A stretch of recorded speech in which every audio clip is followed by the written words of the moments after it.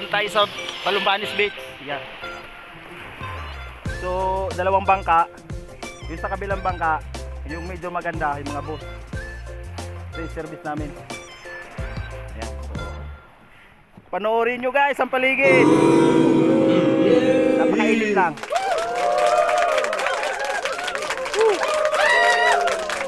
Yan. So, silong muna tayo rito.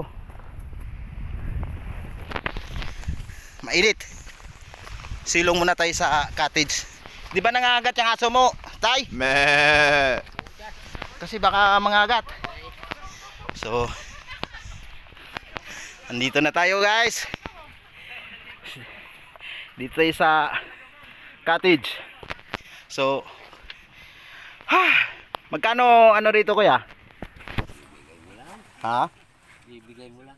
Marami ring mga turista na nandito. Pupunta dito. Ayun na pa, madalang. Sa summer ay no. Oo. Ayun ang So, anong pangalan ng beach dito kuya? Palumbanes. Bitaog.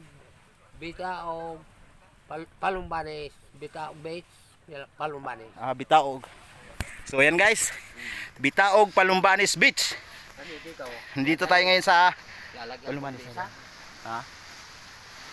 Hindi ko lang alam po sa kanila kung ano. So, napadaan lang kami, galing kami. Ano.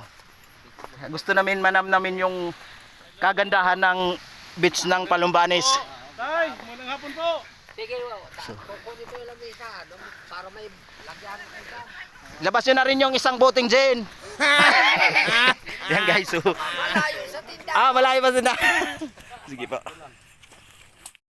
So, yun na guys. Nandito nga tayo sa beach. So, buko-buko lang muna tayo. Ayan. Ayan si ma'am sa likod.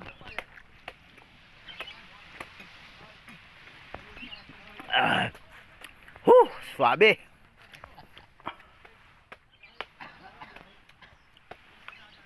Ano yun tayo? Nangingisda rin kayo dyan? Oo.